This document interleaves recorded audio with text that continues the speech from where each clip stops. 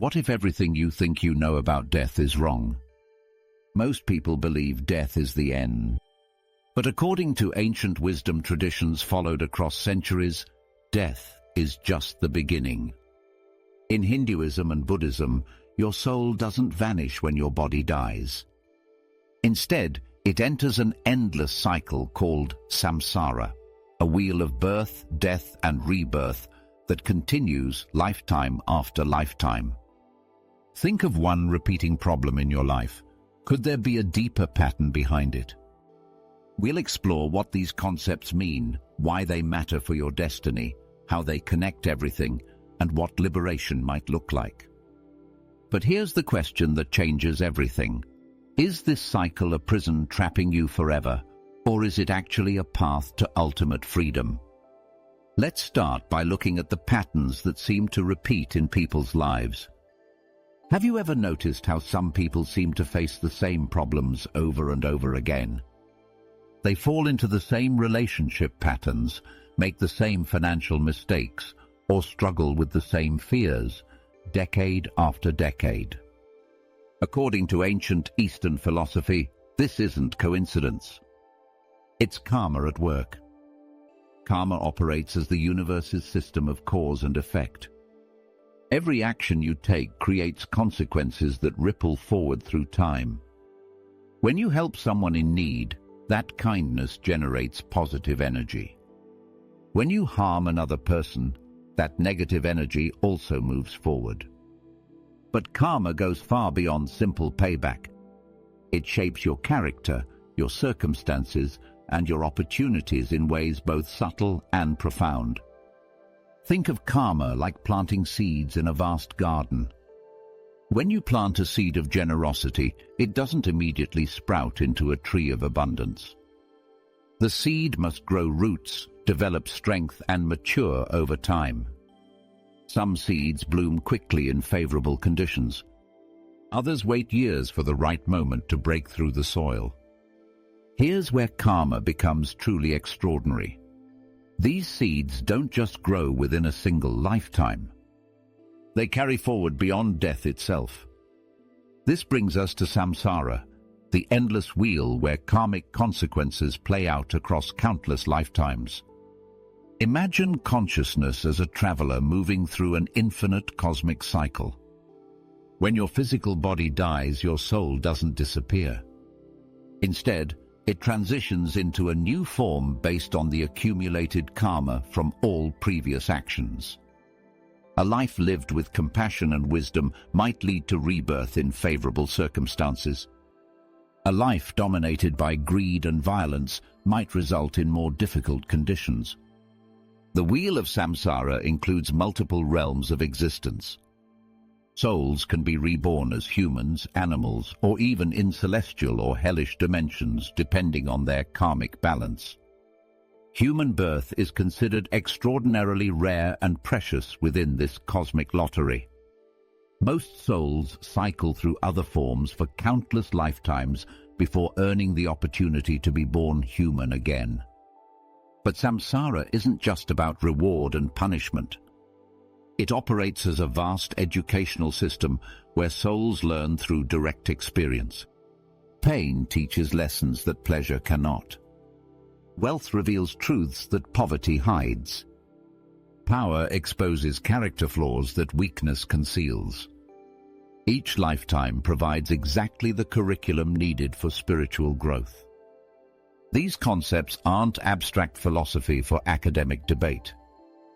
They form practical frameworks that guide daily decisions for millions of people. If you truly believe your actions echo across lifetimes, you approach moral choices differently. If you understand that current suffering might be resolving karma from past actions, you respond to hardship with greater acceptance and less bitterness. The traditions describe karma as a reliable moral law governing consequences across lifetimes. Your thoughts, words, and deeds create energetic imprints that follow you from one incarnation to the next. The relationships you form, the talents you develop, and the lessons you learn all carry forward in subtle ways.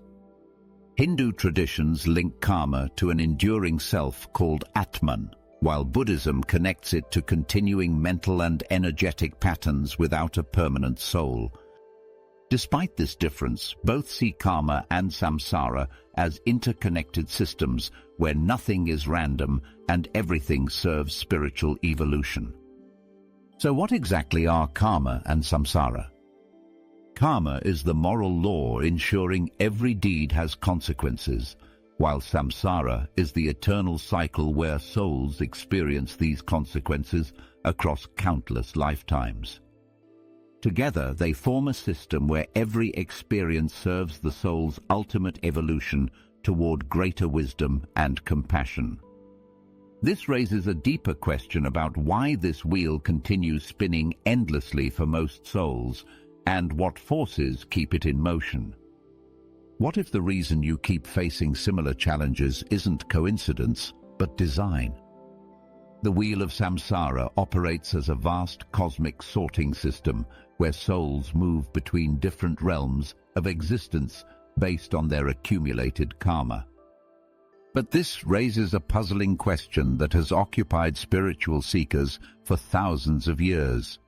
Why do some souls seem trapped in endless cycles of suffering, while others progress steadily toward freedom?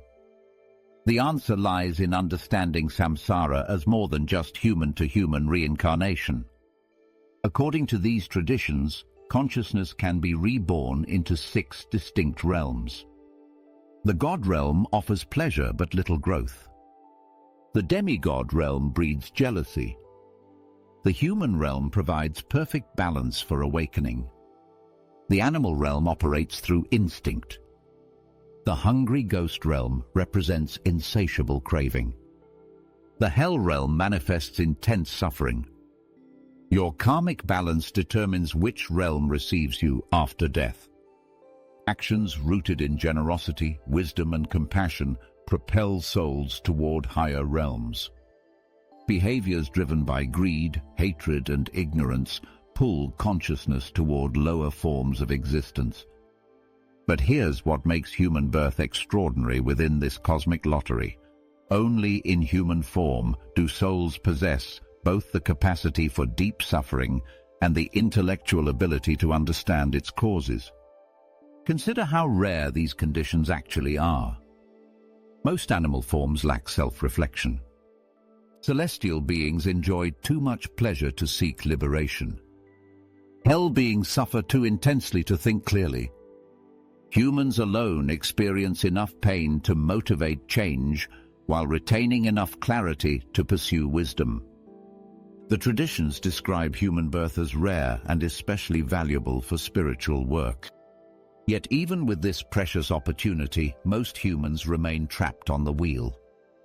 2 primary forces keep samsara spinning endlessly: desire and ignorance. Desire acts as the engine that drives rebirth. Every craving creates energetic momentum that pulls consciousness back into physical form. You want security, so you're reborn to experience insecurity.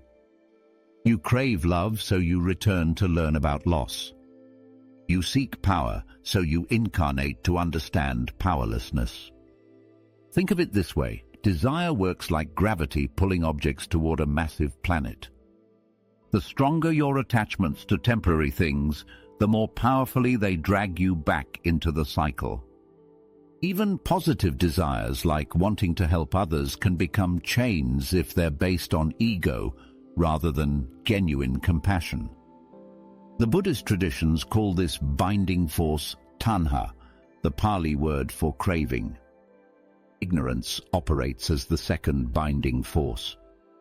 The Sanskrit term avidya describes the failure to recognize your true nature as eternal, unchanging consciousness. Most souls identify completely with temporary roles, relationships, and circumstances. They believe they are their thoughts, their emotions, their social positions, their physical bodies.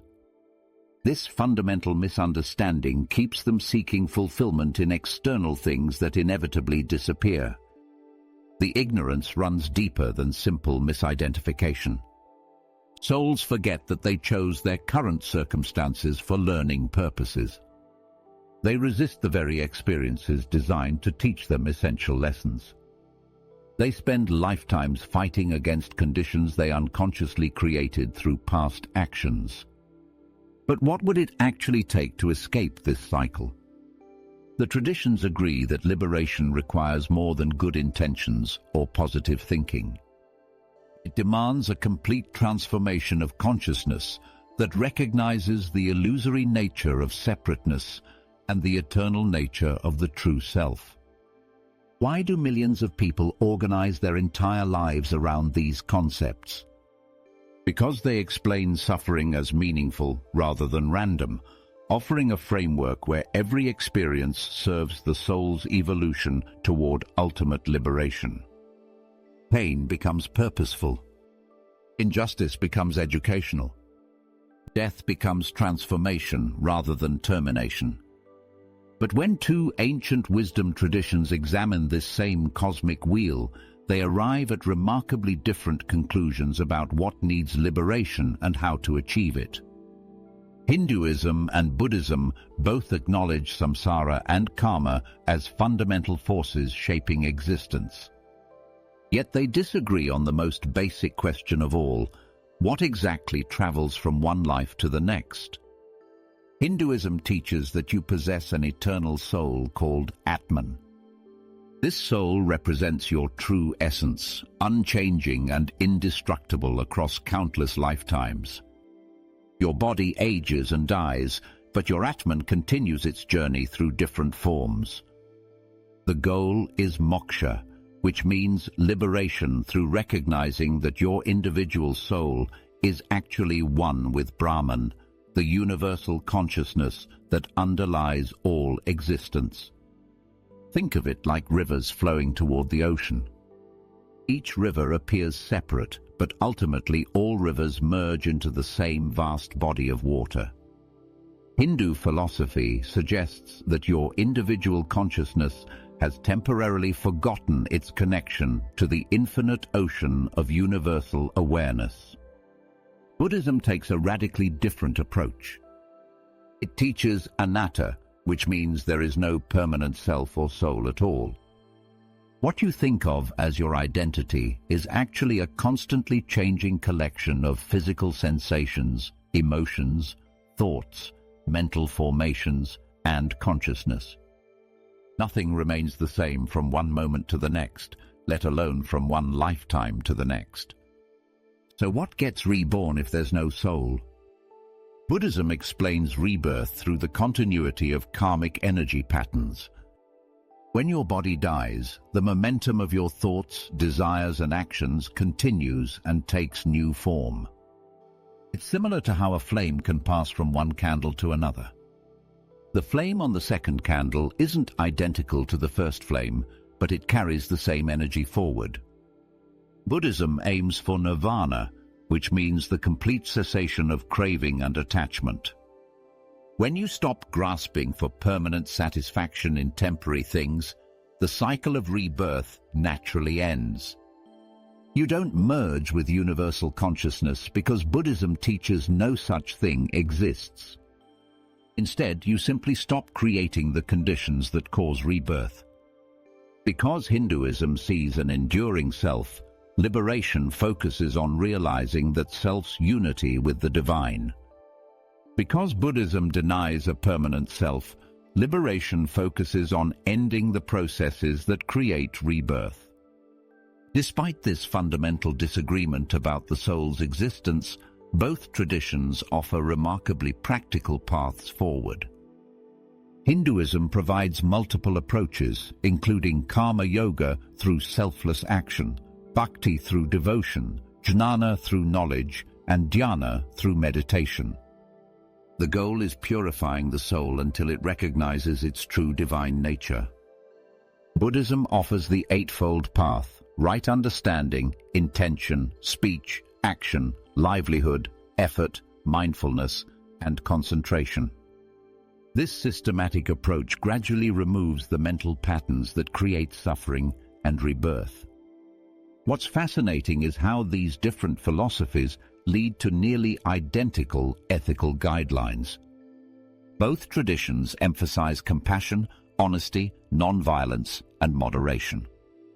Both discourage greed, hatred, and ignorance. Both recommend meditation, ethical living, and reducing attachment to material pleasures. The daily practices look similar too. Buddhist mindfulness meditation and Hindu Raja Yoga both involve observing thoughts without attachment. Hindu Karma Yoga and Buddhist right action both emphasize selfless service. Both traditions encourage studying wisdom teachings and spending time with spiritually minded communities. Do these philosophical differences actually matter for someone seeking liberation today? Consider that both paths require transcending the ego that claims ownership of thoughts, emotions, and experiences. Both demand releasing attachments that create suffering. Both involve developing wisdom that sees through the illusion of separateness. Though they disagree on whether a soul exists, both recognize that liberation requires transcending ego, desire, and ignorance through disciplined practice and ethical living. Whether you're dissolving the false sense of individual self or realizing the true universal self, the practical work remains surprisingly similar.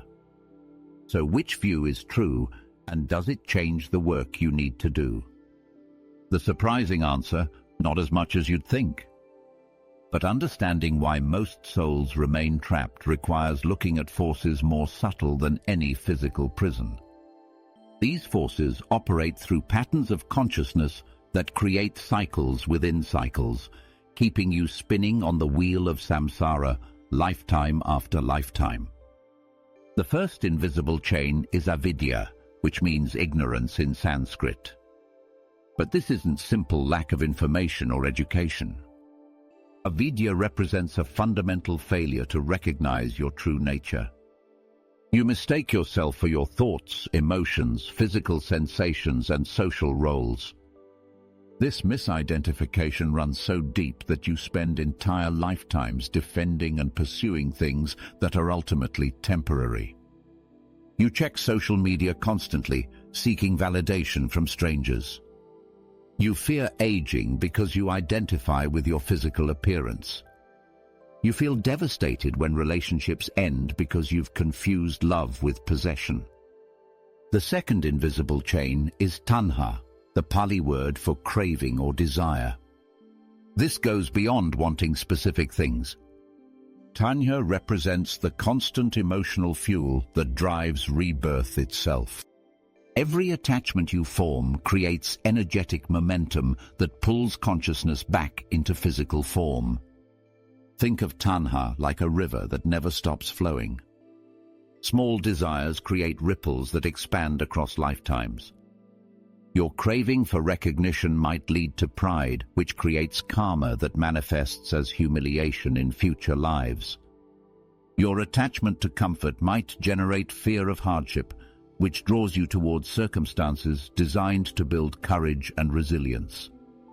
Buddhism identifies 3 specific poisons that operate as engines of suffering: ignorance, greed, and hatred.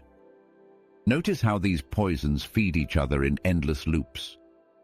Social media comparison perfectly illustrates this cycle.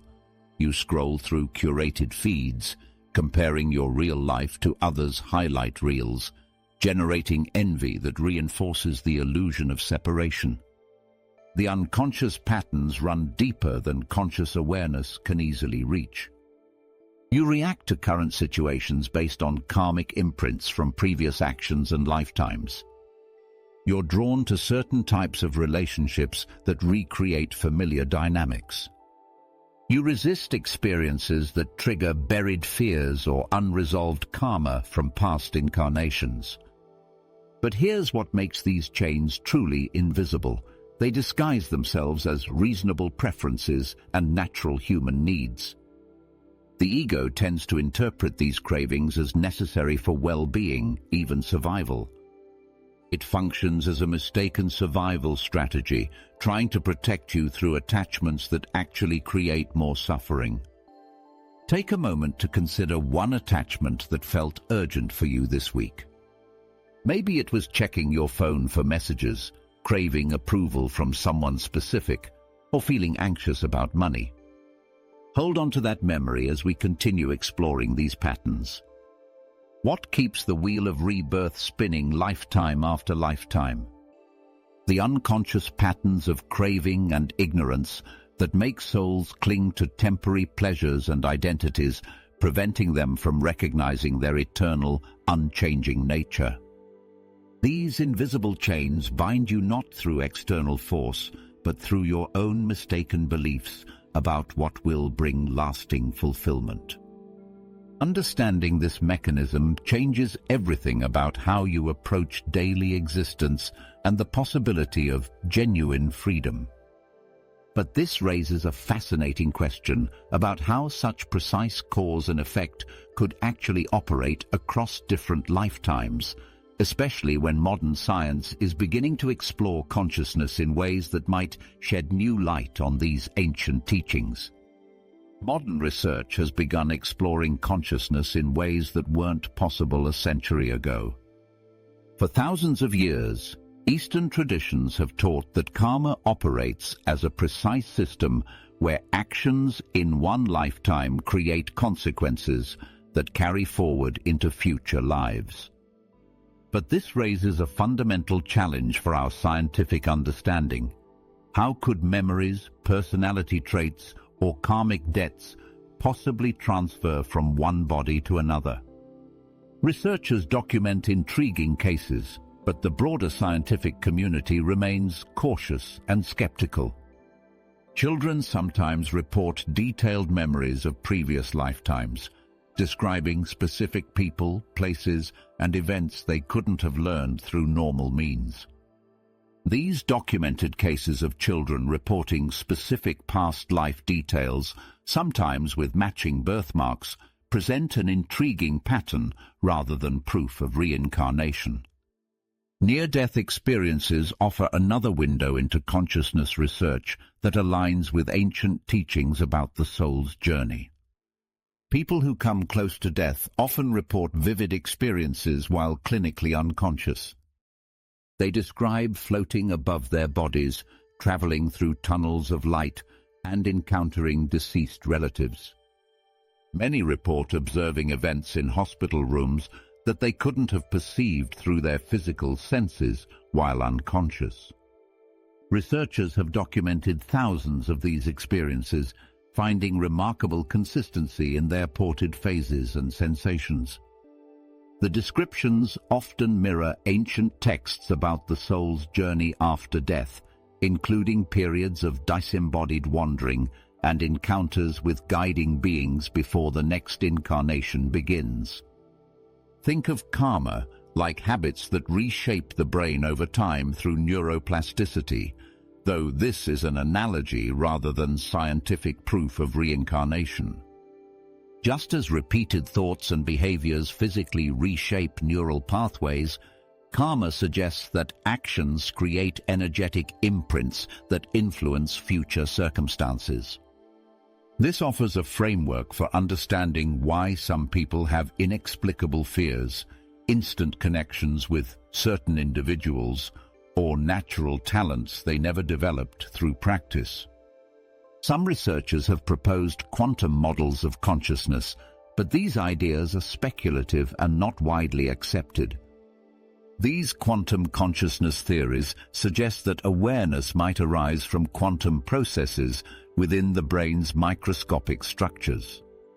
If consciousness operates partially through quantum mechanisms, it might possess properties that transcend the physical limitations we normally associate with brain-based thinking. This could provide a scientific framework for understanding how consciousness might survive bodily death and carry information forward. Hindu philosophy has always maintained that consciousness represents the soul's essential nature, rather than simply a brain function. The soul, or Atman, exists as pure awareness that transcends physical matter, time, and space. While modern science hasn't proven this view, quantum research into consciousness opens possibilities that weren't available to previous generations of scientists. The gap between spiritual teachings and scientific understanding continues narrowing as researchers explore consciousness through increasingly sophisticated methods. While science hasn't proven reincarnation, emerging research on consciousness, memory, and quantum mechanics opens fascinating possibilities that align with ancient wisdom about karma's operation across lifetimes. But understanding how karma might work scientifically doesn't resolve the deeper question that haunts every soul caught in this endless cycle. What would it actually feel like to step off the wheel of rebirth forever? Most people fear that liberation means losing everything they are, their memories, personality, relationships, even consciousness itself. But both Hindu and Buddhist traditions teach something completely different. Liberation isn't death or annihilation. It's the ultimate awakening to your true nature. Many people worry that achieving moksha or nirvana means becoming nothing, disappearing into some void where individuality ceases to exist. This fear keeps souls clinging to the familiar cycle of birth and death, even when that cycle brings suffering. But consider what liberation actually represents according to these ancient teachings. Hindu schools differ on the mechanics of moksha. Some describe union with Brahman, others emphasize liberation while maintaining individual consciousness. But all frame moksha as freedom from rebirth's compulsive patterns. Hindu texts say the individual self recognizes union with the divine. Think of it like a wave, realizing it was always part of the ocean. The wave doesn't disappear when it recognizes its true nature. Instead, it discovers its connection to something infinitely vast and eternal. Buddhist texts describe the end of craving and the cessation of the rebirth process. When you extinguish the fires of attachment, you don't extinguish consciousness itself. You free awareness from the compulsive patterns that create pain. Nirvana represents perfect peace, not perfect emptiness. Both traditions offer practical steps for preparing for liberation while you're still alive. These aren't mystical secrets available only to monks or sages. They're systematic approaches anyone can practice. Meditation forms the foundation of both paths. Through sustained attention, you learn to observe thoughts and emotions without getting caught in their drama. You discover that you are the awareness that watches mental activity, not the mental activity itself. This recognition gradually weakens the ego's grip on consciousness. Ethical living creates the conditions where liberation becomes possible. When you stop harming others through your actions, speech, and thoughts, you stop generating the karma that binds you to rebirth. Compassion, honesty, and non-violence aren't moral rules imposed from outside. They're natural expressions of wisdom that recognizes the interconnectedness of all existence. Selfless service dissolves the boundaries between self and other that keep souls trapped in separation. When you act without seeking personal reward or recognition, you practice stepping beyond the ego that claims ownership of experiences. Try this simple practice right now. Notice your breathing without changing it. When your mind creates thoughts about the breath or anything else, simply return attention to the sensation of breathing. This teaches you to observe craving and mental activity without following every impulse. Can you actually achieve liberation in a single lifetime? The traditions give different answers. Some teach that liberation requires many lifetimes of gradual purification. Others insist that sudden awakening is possible for anyone who applies the teachings with completed dedication. Liberation represents the soul's graduation from the school of Samsara. After countless lifetimes of learning through pleasure and pain, success and failure, love and loss, consciousness finally recognizes its eternal, unchanging nature. This isn't an ending, but a transformation into pure awareness, free from the compulsive patterns that create suffering. The soul that achieves liberation doesn't disappear from existence. It simply stops creating the conditions that require rebirth. It graduates from the cycle of learning through suffering and enters a state of permanent freedom. If liberation is possible through these practices, why do so few achieve it? The answer reveals something profound about samsara's true purpose in the first place.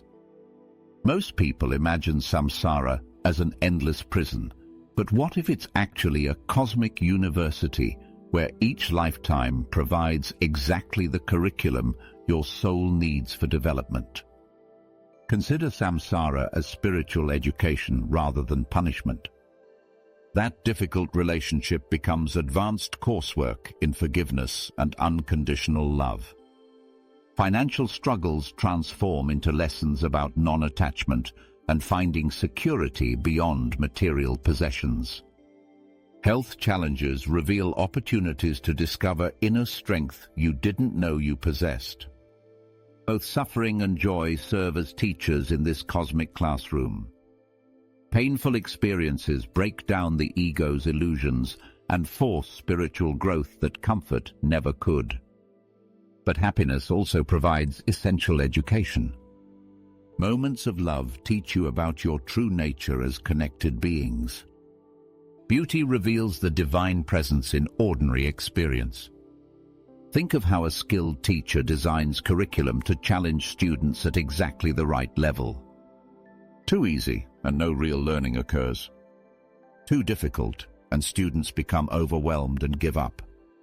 Many teachings suggest the soul's past actions help shape the conditions it enters, with some schools speaking of a form of pre-birth selection that creates lives pushing consciousness toward growth without breaking your capacity to learn from the experience. This perspective transforms your relationship with current challenges completely. Instead of asking, "Why is this happening to me?" you might wonder, "What is this experience trying to teach me?" Rather than feeling victimized by difficult circumstances, you can approach them as opportunities to practice the spiritual qualities you came here to develop. Take a moment right now to think of one current struggle in your life. Ask yourself silently, what might this be trying to teach me? Notice what comes up without judging the answer. The educational framework doesn't make painful experiences less difficult, but it adds purpose and meaning that random suffering lacks. When you truly accept that every experience serves your spiritual development, you stop wasting energy fighting against lessons and start learning from them more efficiently. This shift accelerates spiritual growth and reduces the resistance that prolongs suffering.